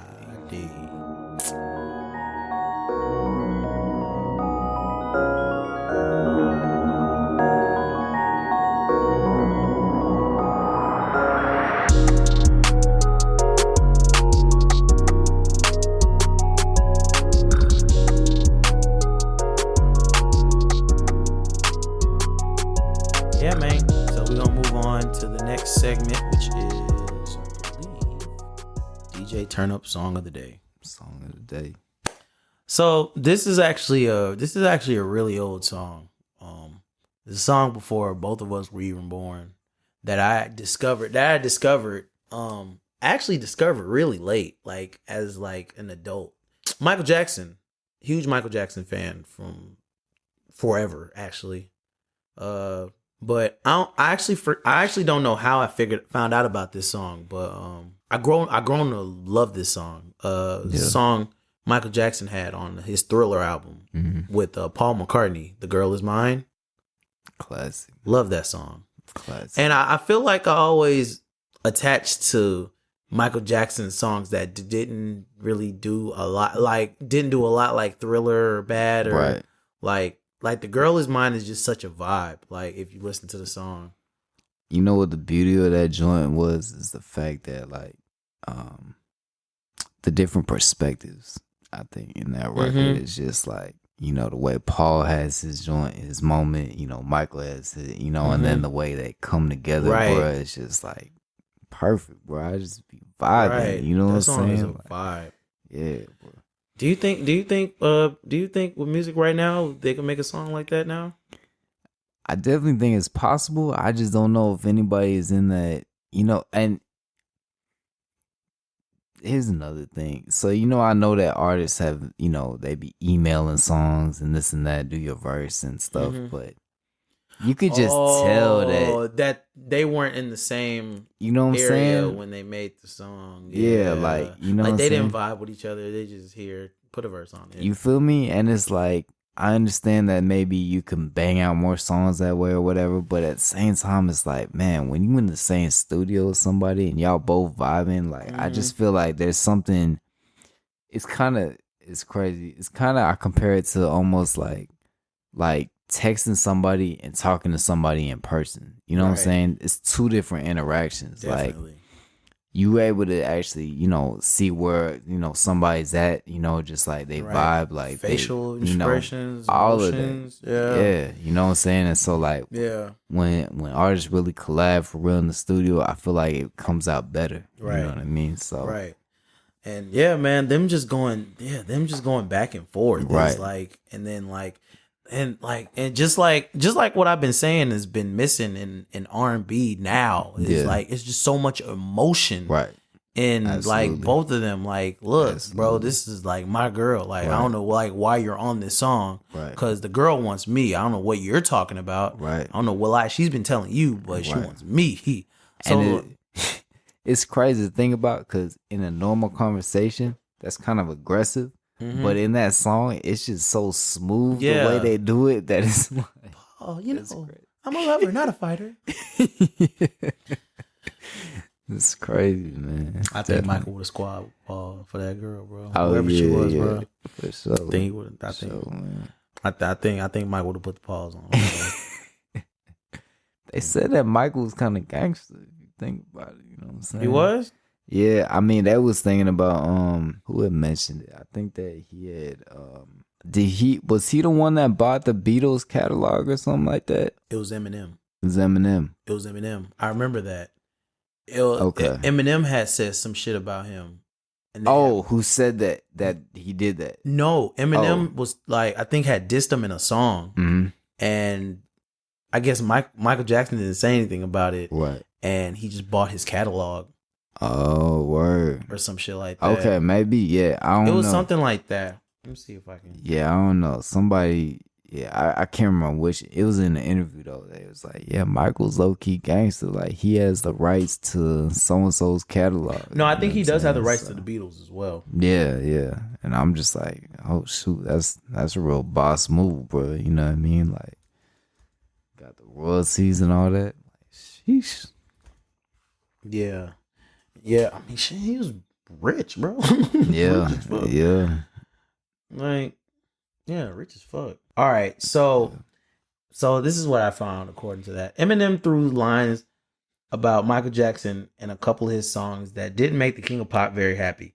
He was obviously upset, but he had his own way of getting revenge. MJ bought everything M did. Okay, so apparently this is according to Benzino. Recently revealed that Michael Jackson bought Eminem's entire music catalog. Then Jackson called Benzino up to talk about how disrespectful Eminem is and how music industry is being run by the devils.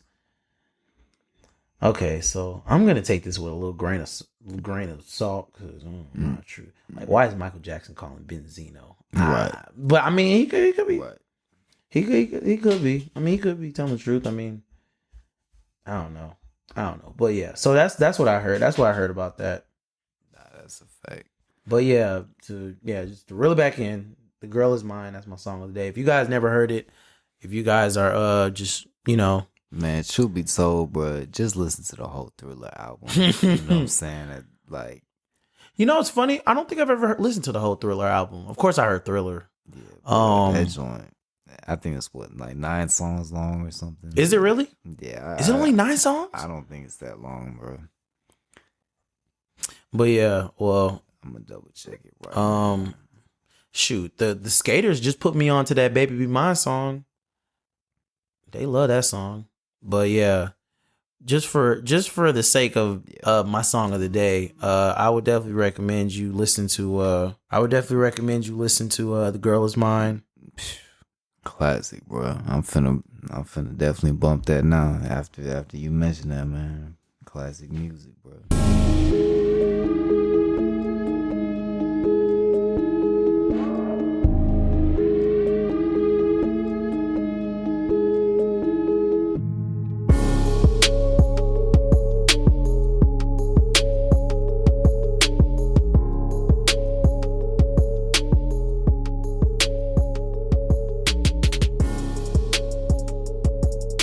Speaking of classic music, we're gonna move on to the next segment. Tanaka's album of the day. So let's see what you got in store for us today, tonight. So obviously, I've been in kind of a hip hop mood. You know what I'm Gee, I saying? wonder why. This man is still reeling over this LOX and Dipset. I just, that joint was so long ago, bro. This man is it's crazy, bro. You know what I'm saying? It's one of those moments that I don't know. Just that man got that hip hop fever. I feel like for real, bro. I know you heard I had the trap fever, bro. Mm-hmm. You know, so after watching that, though, it was back to hip hop. So my album of the day is Lloyd Banks' "The Hunger for More." That's his first album, right?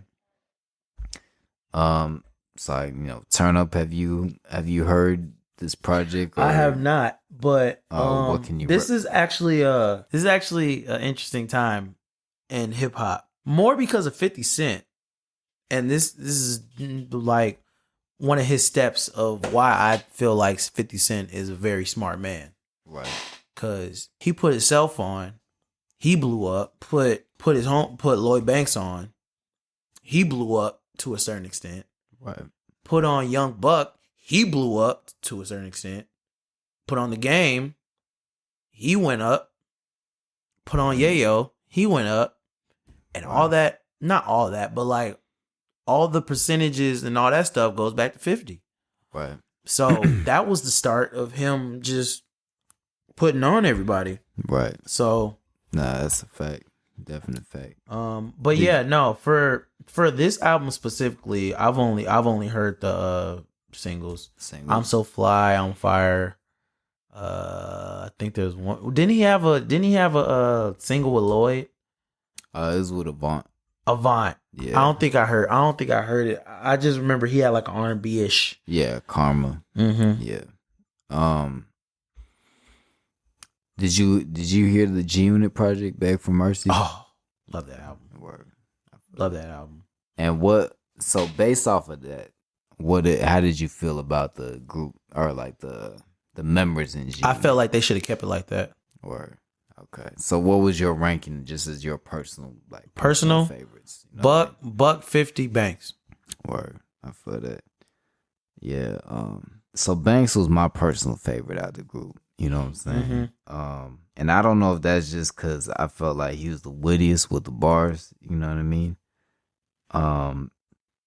But yeah, Banks was definitely, I don't know, I guess he was also kind of like, low key smooth, in the cut too. So laid back. Yeah, laid back. You know what I mean? But Hunger for More. So obviously I had a lot of, excitement for this project. And I think it was a solid album. You know what I'm saying? I don't know if it's I guess you could say it's a classic in terms of like, G Unit and that whole era. As far as like hip hop overall, I don't know if it's a classic. I would say it's a solid project though. But yeah, obviously the singles were cool. That Warrior joint that we had in Guess the Bars, that joint was bro. Yeah. Bro, I'm bugging. I do remember that song. Oh my God. Why? Bro, it hit me like a fucking brick wall. I remember that song now. That's the I'm a warrior. I'm a war. Oh my God, bro. Yeah, that's the Oh my God! Yeah, no, I would have never got that though. Word. I would have never got that. But I'm just glad that it, I do remember that it clicked in your mind though. You know what I'm saying? Took a while, but yeah, better late than never. Facts. So, but yeah, he definitely just had a lot of bangers. I will say Yayo sounded a little funny on the opening track. Yayo was obviously just a dope boy. Yeah, Dope boys real dope boys make for terrible rappers. Right. It's just like, I don't know, it was very bad. I'm trying to think like Humpty Dumpty, kind of like just, I don't know, just real simple, like like, yeah, like and I was like, all right, yeah. All right, yeah, yo. Sit down. And it's just funny because like the intro to the album is like, guess who's back? Yayo's home. And then that's how he starts the album. Like it's just him, you know what I'm saying, or whatever. So I thought that was funny just because this So is a Banks debut. I feel like for like real deal G Unit fans, Yeah. that probably sparked them. Oh like, yeah, that probably meant a lot. That for probably sure. meant a lot. But like, But then at the same time though, did anybody know like who Yayo was? That's what I'm saying. Yeah. No, that's what I'm saying. For real deal G Unit fans, right. that probably was huge. Right. Cause so you're talking about people that like knew who Yayo was. Yeah, because bro, you know, G Unit was a thing before like Get Rich or Die Trying. Like they had hella mixtapes. Right. Hella mixtapes. And it was Banks, Yayo, and 50. So that's what I'm saying. So like when Yayo got locked up and like Beg for Mercy came out, they were probably like, who the fuck is this third dude? Right. But I mean, to me, like that was G Unit. Right. Was Buck, Banks, 50.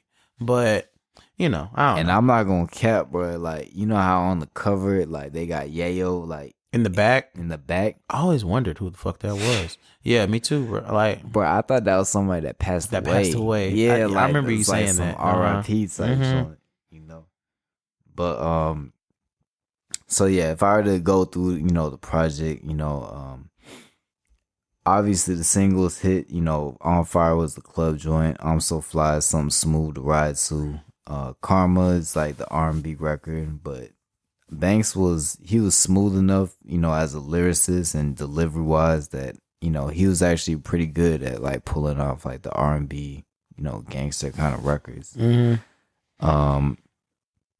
But if we dive into the album cuts, you know, true Banks fans, I feel like appreciate, you know, Till the End and like Southside Story. Like those is records that really kind of showcase his knack for storytelling and just like painting a picture and a vibe and a feel. Like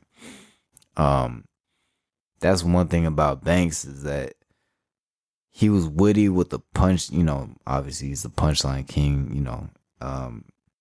That was his moniker and stuff, and but I just appreciate those records in which he really kind of telling a story, you know what I mean? Because I felt like Banks, that was one of his greatest skills. And 50 even, you know, obviously has that skill too.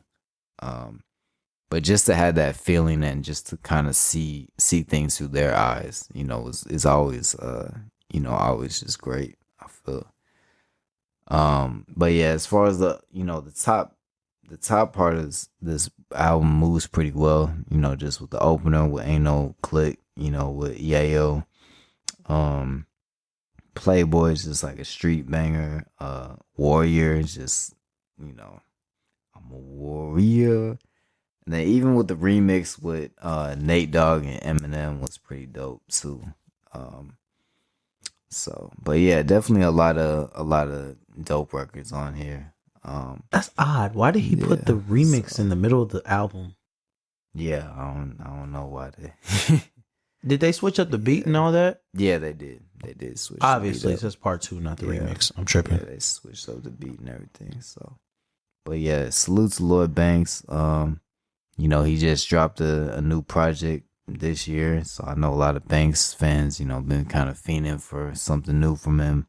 According to Wikipedia, this is his most successful album. Yeah, and that doesn't surprise me too. I know the second album was a bit underwhelming.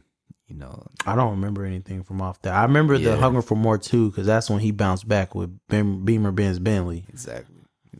But apparently his second album didn't do too well either. Yeah, that whole time with the second project was just kind of weird because they couldn't find a single, bro.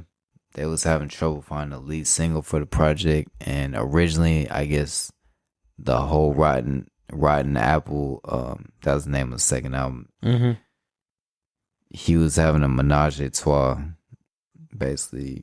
For anybody that doesn't know what that is, having sex with 2 girls. He left the hard drive, and they took it or whatever. That is hilarious. And he lost the whole album. So he had to redo the whole thing?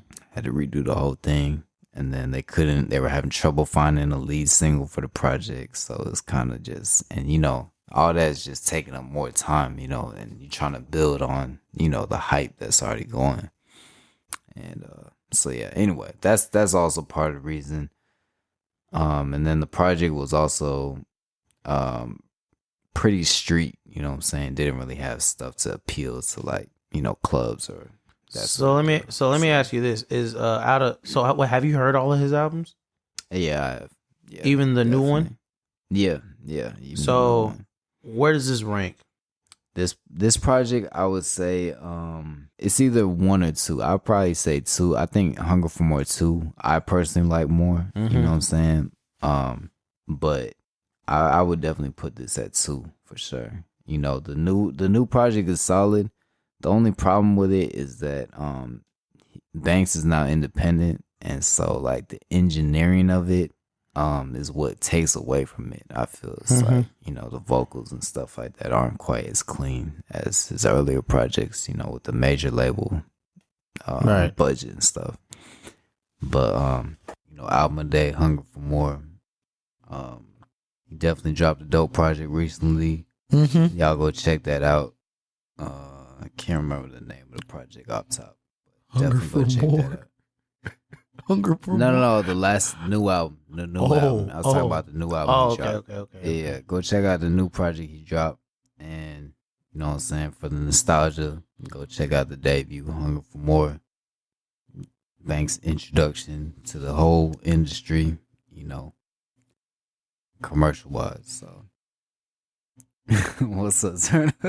Oh, I thought you. No. The I was. title of the album, bro. Oh no, I was actually like, yeah, I know they can't see, but I was trying to see if I can. I was trying to see if I could see myself on this thing. But anyway, that's neither here nor there. All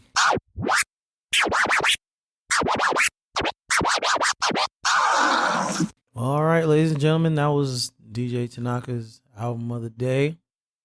So on this segment of DJ Talk, Tanaka, I got a question for you, man. Turner, what's happening with it, bro? What we talking about? So, how old is too old to be trying to become a DJ? I'm not gonna cap. I don't think there's any age limit, bro. You don't think there's any age limit? I feel like this, man. As long as because I be like, you know what I'm saying? You may think like, oh, he old as hell, you know what I'm saying? Trying to DJ, whoop, whoop. But he may play music for old people. Right. Old people still party. That's they still got their music. You know what I'm saying? True. So it's like, I can't really say it's too old. I mean, maybe too old for like a club, you know what I'm saying? Because like the club is certain kind of like age group, you know what I'm saying? Like you really had to put in your research. Wait, question. Okay, did you hear the whole question? Oh my bad, maybe I jumped. Oh no, that's what I'm saying. What did you hear? What did you hear? I said, is there an age limit on how old you could DJ? No, it's not the question. So the question was no, you're good. The question was how old is it? How old is too old to try to start to become a DJ? I don't think it's too old. You don't think there's still no age? No age. So like you wake up, you could be 45 60 years old, you 45 could be years bored old. as You know hell. what? I want to be a DJ. You could be 60 years old, you over there bored as hell in the house, like, you know what? I'm trying to do something different with my life. And that's DJ. I'm trying to DJ. And they can pick it up, man. You know what I'm saying? It may take a little longer because, older folk that don't quite pick up stuff as old fast. dog, new tricks type shit. Exactly. Mm-hmm. But I ain't mad at it. You know what I'm saying? I know my dad had sent me like this article about this lady. Like she like 6 years old, short little Asian lady, bro. And she just be DJing, bro. Like just old music too, bro. Like 60, and she 70. just woke up one day and was like, I want to learn how to DJ, and then she did it, and rest history.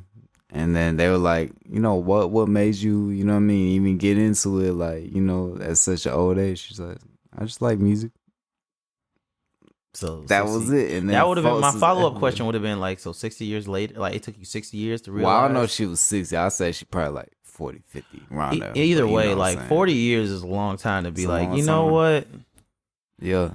I want to be. I mean, who am I to tell you how to live your life? But once again, like I feel like after 40, you should know, like, okay, like I like this, I want to do this. Now there's a difference though. Are we talking about career, like profession? Or we talking about Hobby. like, No, hobby? no. Okay, You know what so I'm saying?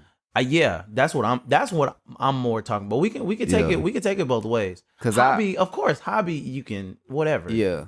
But It's see, your that's what I'm hobby. saying. I feel like some folk be like doing it as a hobby, but still get paid for it though. You know what I'm saying? Like still be out there. So Mm-hmm. it's not necessarily they depending on, you know what I'm Right. saying, DJing per Mm-hmm. se, but they still getting bread for it. Right. But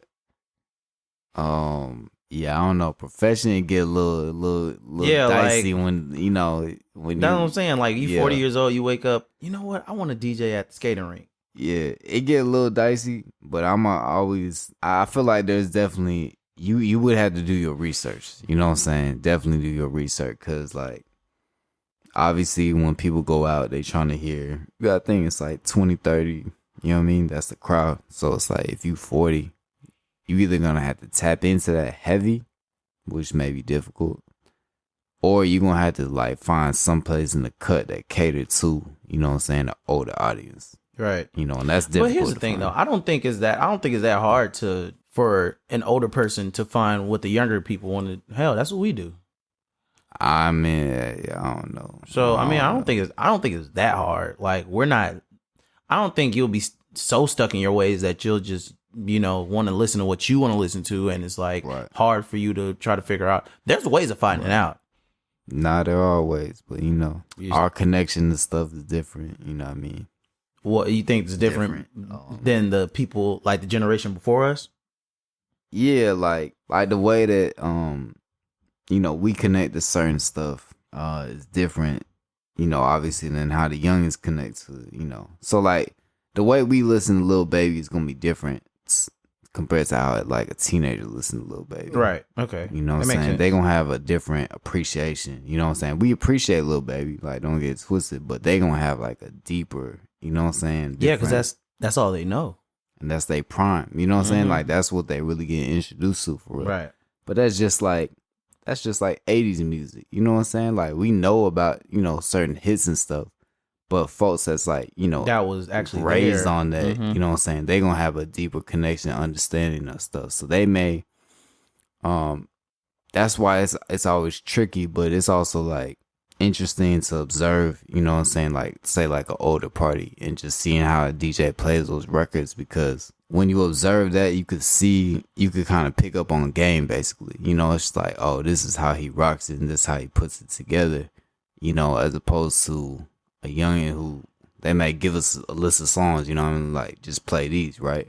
But we may not know what to put together where, you know what I'm saying, song We placement. may not know how to put. Yeah. Okay. You know what I puzzle piece type mean? joint. Exactly. You know what I mean? So like an older person, they may be less judgmental because they may be like, oh, he young. You know what I'm saying? So Right. we just appreciate him just for acknowledging, like our generation of music. Right. But if they was to hear you do something like an older DJ might do in the sequencing of like the records, and then that's when they be blown away. I feel like, Mhm. 'cause they be like, That's facts. yeah, because they be like, dang, how does he How does know? he know about? Yeah. And you know what I'm saying? And Facts. just like how to line it up too. That's important too. You know what I mean? So, Yeah, that's actually funny. That's Yeah. actually happened to me a couple times at Sparkle Smyrna. or Like they'd be like, "How old are you? Like you wasn't even born when this song came out. How do you know this song?" Like exactly. you gotta do your research, man. You gotta do your research. Right.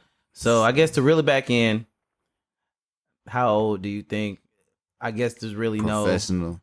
I feel like there's no real age, but I will say it gets a little dicey, like 40 plus. You know what I'm saying? Mhm. Just if you're trying to take like a profession. Yeah, profession. You know what I mean? Okay. Well, yeah, no, definitely because, Yeah. and I don't know if all people take the same. What is a actual professional different than me? Because what I was told was a professional is someone that puts in 10,000 hours. Yeah.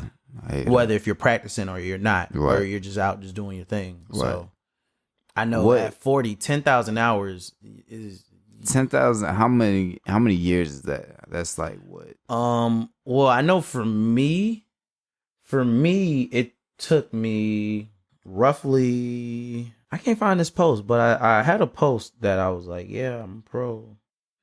Let's see. Here we go. Okay. So I got started DJing January 14th, 2012. Oh, I actually need to edit this. But yeah, January 2012, I started DJing.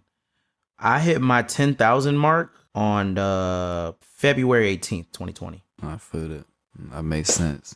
Because I just did the math. They said it's 417 days, which is like a little over a year. But that would mean, you're DJing That's like the whole day. non-stop. Yeah, like 24 hours. You know what I'm saying? And nobody does that. You know what I'm saying? So it's that's like crazy. So, yeah. So anyway, it kind of gets stressed out because you got to think, you got to sleep, you got to eat, you got to run around, do errands, you got, different events and stuff like that. So, yeah, that makes sense, bro. That sound about right. You know what I mean? Yeah. But yeah, man, that's going to put a bow on DJ Talk. We're going to get into this Weleve. I'll turn up. How you feel about it? About you feel like about there's a the cap? Yeah, about the like DJ? do you feel like there's a cap age-wise, like DJing, or? I feel like you kind of put a bow on it. Okay. It's like hobby wise, obviously no. Yeah. Like I mean, if you want to become a DJ, you just want to pick up some stuff and start learning, right? Just play, yeah, do your thing. But professional wise, it's definitely gonna get a little hairy because. Right. I mean, I feel like that's for any profession, honestly. That's very You know what I mean? Mm-hmm. It's like, yeah, that's true. Because like, I mean, you 40 years old and this is your first year. By right. 40, the average DJ by 40 it has like 20 plus years of experience. Exactly. So maybe maybe even 30 because some of them start when they're like really young. Exactly. So, and then another thing on that too is the fact that my thing is that if you gonna start DJing, like you better at least have an ear, like you've been listening to music like, right? Heavy, right? Don't let it be that you just started listening to music at 40, my nigga. Exactly. Like it's a rap. Exactly. Like you might as well just stick it as a hobby, bro. Right. Nah, definitely. But yeah. Last but not least, we gonna get into this positive end of the podcast. All right, go ahead. My bad. Something just happened. Go ahead and turn up. I ain't mean to stop. So we about to get into this next segment. Positive end to the podcast. Weleve. So DJ Tanaka, the floor is yours, Bucko. Yes, my Weleve of the day. I think my Weleve of the day. So I like to always remind people whenever people ask for advice, or whenever I try to give advice.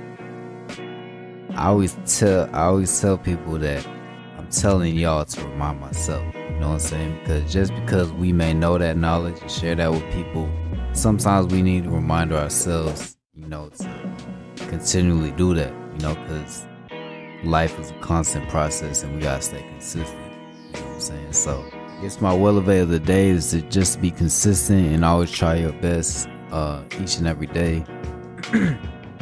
No matter what level or stage you are at, in your life, things eventually get better, as you continually grow and learn more about your craft, whatever it is that you do. So create and be consistent, and I know a lot of us get deterred because we're trying to strive for perfection, but consistency and creativity, man, that outweighs a lot. Because effort goes a long way, in the eyes. So appreciate what you do, creative, consistent, and somebody will appreciate it, and that'll be your style. They gonna like the way that you do you. Keep it short and simple, man. Create and be consistent, man. Just like my boy Tanaka, you know what I'm saying? We got the mix cloud going crazy. Check him out, by the way. I do have mixes on Mixcloud. Every Monday, new turn up mix dropping.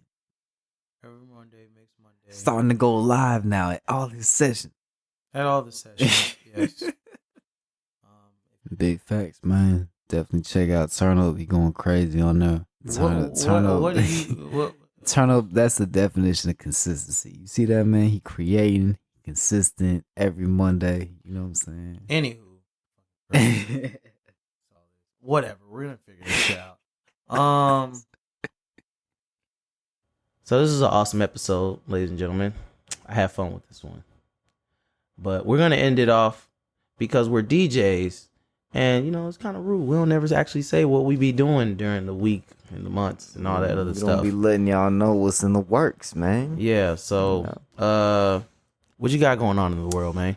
So, man, you know, we got that September actually looking kind of busy. I'm filling in for you, man, you know, holding it down over at Gwinnett Sparkle, you know what I'm saying, getting down on some Fridays and Saturday, I believe. And that Saturday night trap fever is on the way. I hope the people ready. I hope they ready for it. You know what I'm saying? Shout out to the riders that you know, they kind of inspired it. Honestly, I knew that folk ain't really know me like that, but they was like, "Dang, bro, y'all folk gotta do something together, bro. Like that's hard, bro." I was like, "Shoot." Then I told Turnup, I said, "Boy, we gotta put something together for them folk, man." You know what I mean? Definitely. So September 11th. Saturday night trap fever, Stone Mountain Skates, 11:30 to 3 a.m. You already know what's happening. Commercial coming soon. Yeah. Turn up in Tanaka, man. You know, it's going all the way down. I need all the riders to be in the building. And I think that's mainly it. We working on some other stuff, but it's not confirmed yet. So I'm gonna hold off on announcing those ones. But we got some other stuff in the works. Turn up, man. What you got popping, man? Besides my usual Monday, Tuesday, Wednesday, Thursday, Friday, Saturday. I'll actually be out of town. I'll be out of town in Chicago until the 8th. And so the 8th, I'm gonna go back to normally scheduled program. I'll be back at Sparkles Gwinnett. And then Thursday, I'll be back at the shoe show. Shout out Go Rush. Doing a day shift. Friday, back at it with Sparkles, 7 to 11. 18 night and all that stuff. And then 9/11. 9/11. The TNT podcast presents. Yeah, so we got that. And literally the same day on the other side of the spectrum, I'll be headed all the way to Smyrna, doing the Sparkles over there, doing their adult night. Shout out to all the skaters, all the different skaters. Boy, I be hearing they be having body bags at the door waiting for the DJ, bro. You better come with it. I remember when I first did that, it was like, bro, you better come with it. I was like, say less. Pressure. Say less. Yeah, man, that's what you gotta be. You gotta be consistent, man. Consistent. And the week after that, September 18th, I got Shut Up and Skate at Stone Mountain Skates with shout out DJ 20. Me and him going back. Shut Up and Skate. All the skaters, we need y'all in the building, man. Mm-hmm. All y'all, we need all y'all. October, I don't know if I got anything in October. Oh, I do got some in October. Okay, so the October 3rd, Bonfire number 5. Number 5 on the way. Mm-hmm. Bonfire number 5 on the way. Shout out to all the folks that came to 1, 2, 3, and 4. Number 5 ain't gonna be no different. Situation. Mm-hmm. Bonfire. Shout out Bonfire ATL. And then on the 22nd and 23rd, shout out to Low. I'm actually supposed to be going with him to, I forget the name of the island, but I'm supposed to be going to some island near Florida, I want to say. It's some festival. It's a festival. When I get more information on that, I'll let y'all know in next episodes. But I'm supposed to be doing that with Low. Shout out to Low. Shout out Low, man. You know what I'm saying? Mm-hmm. Holla at him for the beats, bro. You know what I'm saying? Right. He be on his Yeezy, so yeah, we got that, and we got some other stuff. Like you said, we got some other stuff cooking in the works, but we'll see. We'll see how everything lines up. That's a fact, man. As you can see, Turn Up a busy man. You know that's money bag. Money bag. Bruh, you ain't never lied. Bruh, when Sunday come, I look at my calendar and I be like, bruh, do I have to work today? Thank God. And I just go back and just lay in bed all day. That's what my day consists of. Y'all think I be ripping and running around. Sometimes I do. I ain't gonna lie. Sometimes I do. But most time, if it's Sunday, I'm not running around. Man, Monday, work. Sunday, Monday, Tuesday, Wednesday, Thursday, Friday, Saturday, I'm ripping and running, just doing other shit. Cause I know I gotta be up anyway. Sunday, I ain't doing shit. Unless I got something planned that I gotta do. But yeah. Yeah, man, we got other things cooking, but we'll kind of let y'all know that in some next episodes. Speaking of next episodes, episode number 5 coming up. We're gonna try something different, you guys. We're gonna do this little thing we have called a album review, where we're gonna run through a project, not necessarily an album or EP or mixtape. It could be any of them, and we're gonna go from track 1 to whatever the last track is, and we're gonna review it track to track. And it's gonna kind of be like a listen along where you guys can listen to the album with us. Obviously, we're not gonna have the songs on there for copyright reasons, right. But we're gonna have a segment where you can pause. You can pause where you at in the podcast, listen to it, come back, and listen to how we feel about said track. And we can just keep going back and forth, listening to it. Track 1, 2, 3, 4, 5, whatever. And we'll just see where we go with this. Yeah. No, it's just some trying out new, just to.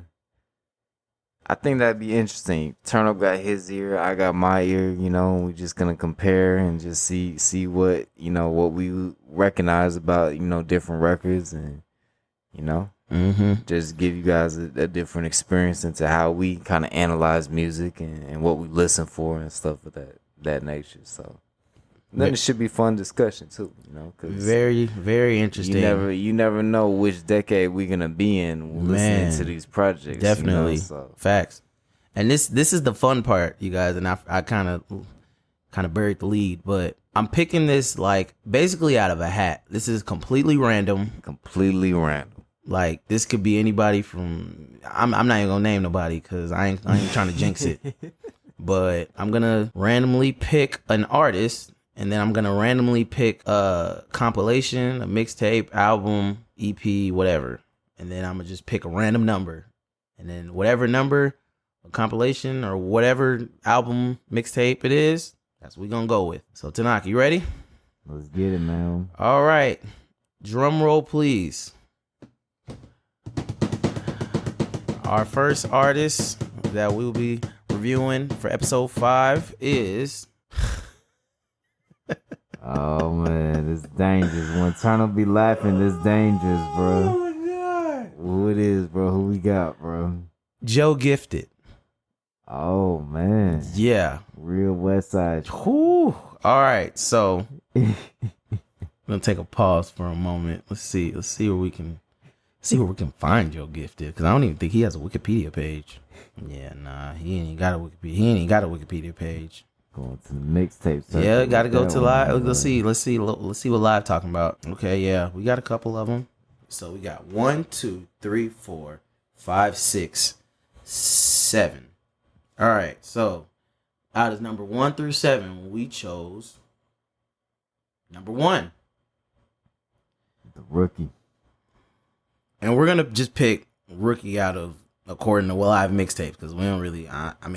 I don't know. Tanaka may be a super duper nerd where he know. Nah, I can't go that far, bro. Yeah. I ain't in the trenches that deep, bro. Yeah, I ain't really know Joe Gifted like that. All right, so that's all right. So we're gonna go with our episode 5. We're gonna go with Joe Gifted. His look like his rookie mixtape, but his self-titled mixtape, Joe Gifted. Okay. That's a bit. All right, you guys. We'll see y'all on the next episode. Stay tuned.